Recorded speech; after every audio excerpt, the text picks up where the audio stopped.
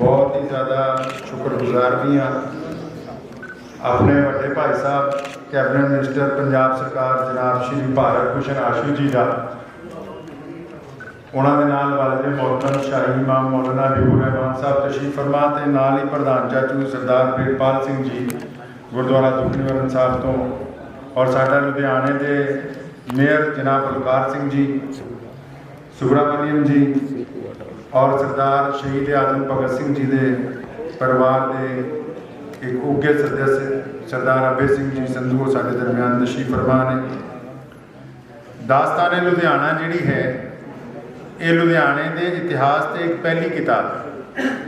इसका मुख्तसर जिहा किस्सा ये है कि मैं देवबंद यूनिवर्सिटी आलिम बनने लई मौलवी बनने लई जो पढ़न लई गया उत्थे जिन्ने भी बड़े इस्लामी स्कॉलर्स जो उन्होंने मैं मिलता सी तो उन्होंने कहता सी मैं लुधियाणियों मौलाना हबीबुर रहमान लुधियानवी के परिवार का बच्चा हाँ तो वो मैनू बहुत ज़्यादा रिस्पैक्ट तो मैनू एक मौलवी ने कहा कि तुहाडे लुधियाने एडे वड्डे वड्डे मुसलमान मौलवी गुजरे जिन्होंने बहुत सी बुक्स लिखियाँ और बहुत धर्म से काम किया उन्होंने बारे कोई इतिहास एकत्रित करो। तो मैं सन 2010 के एक किताब लिखनी शुरू की उसका नाम है काफिला इल्म हुर्रियत। वो 1000 पेजिस की जी थीसिस है वो रिलीजियस स्कॉलर्स से जब मैं तैयार कर रहा सी तो जो मैं भारत की जंग आज़ादी च लुधियाने के पहले मोडी मौलाना अब्दुल कादिर लुधियानवी का जिक्र शुरू किया तो सतगुरु राम सिंह जी वो नज़र आने लग पे। तो इसी तरह जिदा जिदा मैं अगे बढ़ता रहा मौलाना हबीबुर रहमान लुधियानवी से पहुंचा तो पंजाब केसरी लाला लाजपत राय जोड़े कि भारत की जंग आज़ादी का सनातन धर्म वालों एक मोडी चेहरा भी है और पंजाब नैशनल बैंक के बानी भी ने वो नज़र आने लग पे। वो मैं किताब लिखता रहा लेकिन नाल नाल समूह धर्मां के लोग जोड़े ने वो किताब छपन तो बाद फिर मेरे दिल च ख्याल आया कि लुधियाने का इतिहास पढ़ लीए। तो मैं चाहता सी कि लुधियाने जोड़े लोगों ने कुर्बानियां की उन्होंने इतिहास बहुत लभ्या। अलग अलग यूनिवर्सिटियों मैं गया तो पता लग्या कि पंजाबी साहित्यकार और पंजाबी साहित्य ते लोक गायकी के उत्ते PhDs हो रही हैं थीसिस तैयार हो रही हैं। लुधियाने के इतिहास से कोई अजे तक थीसिस जी है वो आई नहीं यार। तो फिर मैनू ये लग्या कि जोड़े फ्रीडम फाइटर परिवार ने असी आप एक फ्रीडम फाइटर परिवार से संबंध रखते हैं उन्होंने वेखिए जब सारे अलग अलग परिवारों को देखा तो वो मैनू एक कमी नज़र आई कि हरेक परिवार ने अपनी गल की अपने धर्म वाले की गल की जबकि अगर जंग आज़ादी का इतिहास चकते हैं तो समूह धर्मां के लोग नाल सी। तो मैनू ये लग्या कि भारत की जंग आज़ादी च लुधियानवी जोड़े ने ये कट्ठे सीगे। अगर असी देखते हैं भगत सिंह जी के चाचा जी सरदार किशन सिंह जी अक्सर लुधियाने आते थे। मेरे ख्याल लुधियाने ही उन्होंने 30-40 मुकदमे का लुधियाने दर्ज से अंग्रेज़ वालों। मौलाना हबीबुर रहमान लुधियानवी सरदार किशन सिंह हो गए लाला लाजपत राय जी हो गए सर वेवल ने इत्थे आना सी लुधियाने उन्हें आके गवर्नर ने इत्थे बहुत बड़ा एक खुला दरबार लाना सी तो मौलाना हबीबुर रहमान लुधियानवी ने कहा नहीं असी गवर्नर को कुर्सी से नहीं बहन देना असी लाला लाजपत राय को बिठाना है।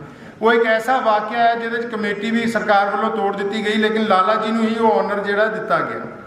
ऐसे बेशुमार वाक़या जो मैं देखे तो मैनू लग्या कि हाँ अगर असी भी अज कलम नहीं चक्या आने वाली नस्लां सानू दोषी करार देणगियां भी की गल भी तुसी भी ना लिख सके कि असी सारे आपस में इकट्ठे सीगे। ये दास्तान लुधियाना जी है असल तो ये 1857 तो 1947 तक लुधियाना के उन्होंने योद्धियां की दास्तान है जिन्हों की कुर्बानियां तो बाद ये देश आज़ाद होया और अज असी आज़ादी का मान जी है वो मान ये फिर मैनू चाहिए सी कि कुछ मुढ़ली गल्लां हो जान। फिर मैं देखा भी लुधियाना किदों बनया पुराना पिंड मीर होता जिहड़ा जिथे कि लाल अपना किला है लोधी किला मीर होता पिंड जिहड़ा उहदी जगह लुधियाने नूं बसाया गया। उसके बाद किहड़े सन च लुधियाना भारत का सरहदी जिला रहा लगातार 300 साल तक क्योंकि सतलुज के परले पासे सिख राज महाराजा रणजीत सिंह जी का सीगा और लुधियाने नूं सरहदी जिला अंग्रेज़ ने बना के रखा। अफगानिस्तान के बादशाह इत्थे रहे उन्होंने इस शहर के उत्ते लगातार कई साल तक राज किया।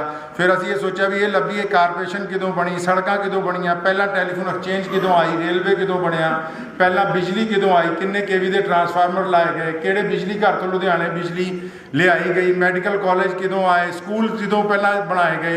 ये सारे वड्डे जिहड़े स्वतंत्रता सेनानी सी जिन्हां च मौलाना अब्दुल कादिर लुधियानवी सब तो बड़ा स्वतंत्रता किले तक जाके बहादुर शाह जफर की मदद की उत्थे जाके शहादत भी पाई और दिल्ली की फतेहपुरी मस्जिद के विहड़े च उन्हों की बेगम की जिहड़ी है वो कबर बनी है। सतगुरु राम सिंह जी नूं अगर देखिए तो कितों लुधियाने तो उठ के रंगून दे विच जाके उन्होंने इस देश की आज़ादी लिए कुर्बानियां दित्तियां। फिर करतार सिंह सराभा है, दुत्ती कलाला वाले अपने, फिर इधरों जी नामधारी समुदाय की पूरी तहरीक है, उधरों थापर समुदाय की जी पूरी तारीख है।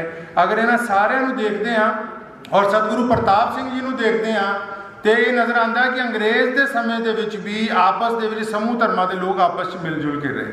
तो ये किताब जी है लंबे मरहलियां दे विच सी, कभी कुछ बहुत सारे रिफरेंस इकट्ठे करने लिए बहुत टाइम लगा। कई बार इंग्लैंड की एक यूनिवर्सिटी है ऑक्सफोर्ड, वो इंडिया ऑफिस लाइब्रेरी जी है बकायदा अंग्रेज़ों ने एक बनाई है जिस सारे शहरों का रिकॉर्ड है। कुछ लोगों को बार बार उन्होंने कहना पैंदा सी जी फलां बुक चाहिए है। ऑल इंडिया रेडियो जोड़ा साडा है वो जी लाइब्रेरी है दिल्ली के बहुत अच्छिया इतिहासिक जड़ियाँ चीज़ां, पंजाब बुक रिव्यू के बहुत अच्छिया चीज़ां ऐसिया जानकारी, लेकिन सब कुछ बिखरिया होया सी। तो इस बिखरन नूं जोड़ के ये गुलदस्ता जिहड़ा तुहाडे लई तैयार किया गया और बहुत ही वड्डा योगदान मेरे वड्डे भरा जनाब भारत भूषण आशू जी का है। इन्हां तो एक गल असीं बहुत मुद्दतां लंबे समय तो सीखी है कि ईमानदारी दे नाल बहादरी नाल हालात का सामना करना सीखो। अगर तुसीं बहादुर हो तो दुनिया की कोई ताकत जिहड़ी है वो तुहानूं झुका नहीं सकती। इन्हां ही अखां दे नाल मैं एक बार फिर तुहानूं सब नूं ये अपील जरूर करांगा कि अपनी मिट्टी का इतिहास पढ़न दे लई, अपने शहर का इतिहास पढ़न दे लई अपने बड़ियां नूं जानना बहुत जरूरी है। मैनूं कई लोगों ने कहा कि मैं उर्दू ज़्यादा अच्छी लिखदा है कि भी उर्दू च किताब लिखी है, किसी ने मैनूं कहा कि इंग्लिश दे विच होनी चाहिए है, और मैनूं ये भी सलाह कईयां ने दी भी हिंदी च लिखी है ज़्यादा लोग इनू ले लेंगे। लेकिन मैं कहा कि अगर माँ की बोली का सत्कार ना होया तो फिर सत्कार पूरा हो नहीं सकता। इसलिए इनू सब तो पहला पंजाबी दे विच जिहड़ा है वो आपां अपने शहर को समर्पित किया है। पहली किताब दास्तान लुधियाना पंजाबी दे विच है। सतीश गुलाटी जी इत्थे मौजूद ने जिन्होंने चेतना प्रकाशन वालों ये किताब छापी है। इंशाअल्लाह जल्दी ही यदी हिंदी और अंग्रेजी एडिशन जिहड़े आ तुहाडे सामने होणगे। इन्हां ही अखरां दे नाल एक बार फिर मैं तुहाडा सब दा बहुत बहुत धन्नवाद करदा। प्रिंसीपल साहब और जिन्हें भी स्टेज पर बैठे, बड़ा खुशी का मुकाम है कि भी अज लुधियाना की तारीख ते किताब आई। और मैं एक वाज़े गल करना चाहना है कि एक तो पहले दस्या भी गया सी भी हिंदू पानी मुसलमान पानी इत्थे खत्म करने वास्ते साढ़े दादा जी ने कदम चुकिया सी। और दूसरा अहम कदम ये सीगा कि जो पाकिस्तान बन लग्या तो साढ़े बुजुर्गों ने पाकिस्तान जान तो इनकार करता सी। असी पाकिस्तान नहीं गए और साढ़े खानदान को 700 साल हो गए लुधियाने से। असी कहा भी असी अपनी मिट्टी च रवांगे, इत्थे ही मरांगे, लेकिन असी पाकिस्तान नहीं जाना। और अज पाकिस्तान की लिस्ट से साडा ब्लैक लिस्ट का नाम हैगा, सानू उहदी कोई परवाह नहीं। क्योंकि मेरे दादा जी ने गल कही सी जो पाकिस्तान बढ़िया ना तो लुधियाने दोबारा दिल्ली चले गए सी, लुधियाने दोबारा आए ना तो सिखां की हिंदुओं की मुसलमानों की लाशां देखियां तो उन्होंने एक तकी मीर का एक शेर किया सीगा। जो मीर तकी मीर ने दिल्ली लुट गई सी ना, उन्हें भी एक शेर किया सी, दिल को रहूं के जिगर को रहूं मीर। यानी कि जो हिंदू हैं, सिख हैं, मुसलमान हैं, इनको रहूं या जिगर को रहूं, दिल को रहूं जिगर को रहूं मीर, मेरी दोनों से आशनाई है, मेरी तो दोनों से मोहब्बत है, मैं किसी एक को छोड़ नहीं सकता।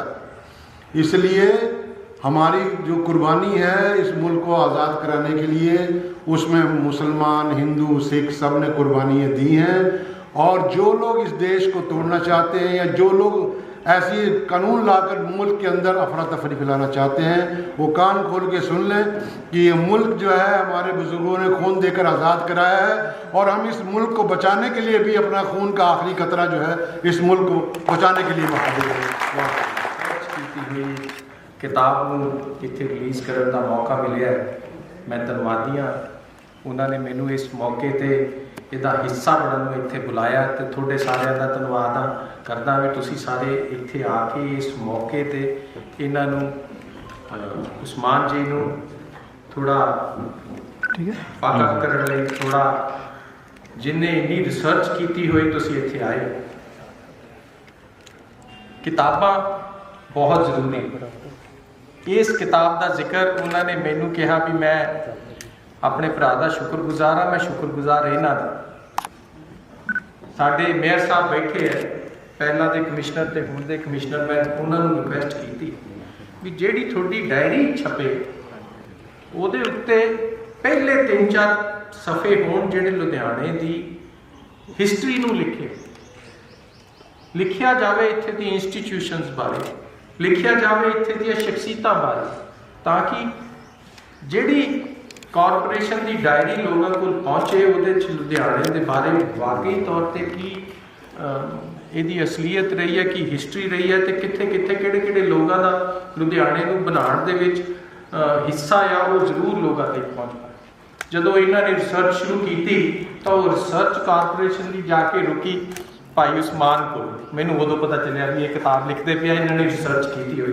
ਮੈਂ ਬੜੇ ਨਾਮ ਲਿਖ ਕੇ ਦਿੱਤੇ ਵੀ ਤੁਸੀਂ ਪੁਨੀਤ ਬੈਠਾ, ਇਹਦੇ ਪਾਪਾ ਦਾ ਵੀ ਨਾਮ ਲਿਖਿਆ ਵੀ ਉਹਨਾਂ ਕੋਲ ਜਾਓ, ਪੁੱਛੋ ਉਹਨਾਂ ਕੋਲ ਲੁਧਿਆਣੇ ਦੀ ਹਿਸਟਰੀ ਕੀ ਹੈ, ਕਿਉਂਕਿ ਅਗਰ ਤੁਸੀਂ ਕੁਝ ਲਿਖਣਾ ਹੈ ਲੁਧਿਆਣੇ ਦੇ ਇਤਿਹਾਸ ਵਾਸਤੇ ਤਾਂ ਵਾਕਈ ਤੁਹਾਡੇ ਕੋਲ ਕੋਈ ਰਿਸਰਚ ਕਰਕੇ ਆਥੈਂਟਿਕ ਇਨਫੋਰਮੇਸ਼ਨ ਹੋਣੀ ਚਾਹੀਦੀ ਹੈ। ਤੇ ਉਹ ਇਨਫੋਰਮੇਸ਼ਨ ਘੁੰਮਦੀ ਘੁਮਾਦੀ, ਜੇ ਅੱਜ ਡਾਇਰੀ, ਉਹ ਕੱਲ ਮੈਂ ਬਾਹਰੋਂ ਆਇਆ ਤਾਂ ਮੈਨੂੰ ਕਾਰਪੋਰੇਸ਼ਨ ਦੀ ਡਾਇਰੀ ਵੀ ਮਿਲੀ ਤੇ ਉਹ ਮੈਂ ਦੇਖ ਹੀ ਰਿਹਾ ਸੀਗਾ, ਤੇ ਸਵੇਰੇ ਮੈਂ ਥੋੜਾ ਜਿਹਾ ਕਿਤਾਬ ਨੂੰ ਸਟੱਡੀ ਕੀਤਾ, ਐਗਜ਼ੈਕਟਲੀ ਹੂ ਹੋਈ ਇਨਫੋਰਮੇਸ਼ਨ ਜੋ ਰਿਸਰਚ ਕਰਕੇ ਉਸਮਾਨ ਜੀ ਨੇ ਇਸ ਕਲਮਬੰਦ ਕੀਤੀ ਇਸ ਕਿਤਾਬ ਦੇ ਵਿੱਚ, ਉਹੀ ਇਨਫੋਰਮੇਸ਼ਨ ਉਸ ਟਾਈਮ ਬਹੁਤ ਜ਼ਰੂਰੀ। ਬੜੇ ਤੁਸੀਂ ਸ਼ਹਿਰਾਂ ਦਾ ਨਾਮ ਸੁਣੋਗੇ, ਅਗਰ ਕੋਈ ਸ਼ਹਿਰ ਦਾ ਨਾਮ ਦੁਨੀਆ 'ਚ ਕਿਤੇ ਲਿਆ ਜਾਂਦਾ ਹੈ ਤਾਂ ਉਹਦੇ ਨਾਲ ਉਸ ਸਟੇਟ ਦਾ ਨਾਮ ਜ਼ਰੂਰ ਲਿਆ ਜਾਂਦਾ, ਪਰ ਲੁਧਿਆਣਾ ਇਹੋ ਜਿਹਾ ਸ਼ਹਿਰ ਹੈ, ਤੁਸੀਂ ਦੁਨੀਆ ਦੇ ਕਿਸੇ ਨੁੱਕਰ ਤੇ ਚਲੇ ਜਾਓ, ਨਾਲ ਪੰਜਾਬ ਲਿਖਣ ਦੀ ਲੋੜ ਨਹੀਂ। ਲੁਧਿਆਣੇ ਨੇ ਆਪਣੀ ਇਸ ਤਰੀਕੇ ਦੀ ਪਛਾਣ ਬਣਾਈ, ਤੇ ਲੁਧਿਆਣੇ ਦੀ ਇਹ ਪਛਾਣ ਬਣਾਉਣ 'ਚ ਕਿਹੜੀਆਂ ਸ਼ਖਸੀਅਤਾਂ ਨੇ ਕਿੰਨਾ ਰੋਲ ਪਲੇ ਕੀਤਾ ਹੈ, ਅੱਜ ਤਾਈਂ ਕਿਸੇ ਨੂੰ ਨਹੀਂ ਸੀ। ਉਸ ਚੀਜ਼ ਨੂੰ ਕਲਮਬੱਧ ਕੀਤਾ ਹੈ। ਮੈਂ ਸ਼ਖਸੀਅਤਾਂ ਇਹੋ ਜਿਹੀਆਂ ਪੜ੍ਹੀਆਂ ਜਿਹੜੀਆਂ ਸਾਡੇ ਵਿਸਰ ਗਈਆਂ ਯਾਦਾਸ਼ਤ ਤੋਂ, ਉਹਨਾਂ ਦਾ ਜ਼ਿਕਰ ਇਸ ਵੀ ਇਸ ਕਿਤਾਬ ਜਦੋਂ ਮੈਨੂੰ ਮਿਲੀ ਸੀ ਤਾਂ 10 ਦਿਨ ਲਈ ਮੇਅਰ ਸਾਹਿਬ ਲੈ ਗਏ ਸੀਗੇ ਪੜ੍ਹਨ, ਸ਼ਾਇਦ ਉਹ ਪੜ੍ਹ ਚੁੱਕੇ ਹੋਣਗੇ। ਤੇ ਜਿਹੜਾ ਕੰਟੈਂਟ ਇਹਨਾਂ ਦੀ ਮਿਹਨਤ ਕਰਕੇ ਤੁਹਾਨੂੰ ਮਿਲਿਆ, ਤਾਂ ਇੱਕ ਵਾਰੀ ਆਪਣੇ ਕਾਰਪੋਰੇਸ਼ਨ 'ਚ ਇੱਕ ਫੰਕਸ਼ਨ ਹੋਵੇ, ਇਸ ਕਿਤਾਬ ਦਾ ਜ਼ਿਕਰ ਹੋਵੇ, ਇਹਨਾਂ ਦਾ ਧੰਨਵਾਦ ਹੋਵੇ, ਤੇ ਰਿਕੁਐਸਟ ਹੋਵੇ ਸਾਰੇ ਪ੍ਰਿੰਸੀਪਲਸ ਨੂੰ ਵੀ ਇਸ ਨੂੰ ਹਰ ਸਕੂਲ ਕਾਲਜ ਦੀ ਲਾਇਬ੍ਰੇਰੀ ਦਾ ਇੱਕ ਹਿੱਸਾ ਬਣੇ। ਐਟਲੀਸਟ ਲੁਧਿਆਣੇ ਦੀ ਕੀ ਹਿਸਟਰੀ ਰਹੀ ਹੈ ਉਹ ਸਾਡੇ ਬੱਚਿਆਂ ਨੂੰ ਜ਼ਰੂਰ ਪਤਾ ਚੱਲੇ। ਨਹੀਂ ਤਾਂ ਅੱਜ ਤੋਂ ਪਹਿਲਾਂ ਇਸ ਕਿਤਾਬ ਜਾਂ ਹੋਰ ਚੀਜ਼ਾਂ ਤੋਂ ਪਹਿਲਾਂ ਇੰਨਾ ਹੀ ਮੈਨੂੰ ਪਤਾ ਸੀ ਜੀ, ਲੋਧੀ ਬਾਦਸ਼ਾਹ ਨੇ ਕਰਿਆ, ਲੋਧੀਆਣਾ ਬਣਿਆ ਤੇ ਲੁਧਿਆਣਾ ਬਣ ਗਿਆ। ਆਹੀ 3 ਲਾਈਨਾਂ 'ਚ ਲੁਧਿਆਣਾ ਸਿਮਟ ਕੇ ਰਹਿ ਜਾਂਦਾ ਸੀ। ਕਿਉਂ ਬੁਲਾ ਸਕਦੇ ਦੱਸੋ? ਨਹੀਂ, ਹੁਣ ਇਹਦੇ ਤੋਂ ਪਤਾ ਚੱਲਦਾ ਹੈ ਵੀ ਫੀਲਡਗੰਜ ਦਾ ਨਾਮ ਵੀ ਕਿਹਦੇ ਤੇ ਪਿਆ, ਮਿਲਨਗੰਜ ਦਾ ਨਾਮ ਵੀ ਕਿਹੜੇ ਜਨਰਲ ਦੇ ਨਾਮ ਤੇ ਪਿਆ। ਸਾਨੂੰ ਸਾਡੀ ਹਿਸਟਰੀ ਬਾਰੇ ਹੀ ਨਹੀਂ ਪਤਾ। ਬਹੁਤ ਚੀਜ਼ ਹੈ। ਇਹ ਕਿਤਾਬ ਛੋਟੀ ਨਾ ਰਹਿ ਜਾਏ। ਇੱਥੇ ਅੱਜ ਫੰਕਸ਼ਨ ਹੋਣ ਤੋਂ ਬਾਅਦ ਚੰਦ ਲੋਕ ਇਹਨੂੰ ਖਰੀਦ ਲੈਣ, ਮੈਂ ਤਾਂ ਕਹੂੰਗਾ ਵੀ ਇਹਦਾ ਇੰਨਾ ਪ੍ਰਚਾਰ ਪ੍ਰਸਾਰ ਹੋਣਾ ਚਾਹੀਦਾ ਵੀ ਇਹ ਹੌਟ ਸੈਲਰ ਹੋਵੇ। ਕਦੋਂ ਆਈ ਇੱਥੇ ਡਾਕਘਰ ਕਦੋਂ ਬਣਿਆ? ਮੇਰੇ ਬਜ਼ੁਰਗ ਬੈਠੇ ਹੈ, ਪ੍ਰਧਾਨ ਜੀ ਪ੍ਰਿਤਪਾਲ ਜੀ, ਇਹ ਬਿਲਕੁਲ ਮਾਡਲ ਗ੍ਰਾਮ ਸਟੇਸ਼ਨ ਦੇ ਨਾਲ ਰਹਿੰਦੇ ਹੈ। ਮਾਡਲ ਗ੍ਰਾਮ ਜਿੱਥੇ ਸਟੇਸ਼ਨ ਬਣ ਜਾਏ ਉਹ ਹਿੰਦੁਸਤਾਨ ਦੇ ਨਕਸ਼ੇ 'ਚ ਆ ਜਾਂਦਾ ਹੈ, ਉਹ ਕਾਲਨੀ ਦਾ ਨਾਮ।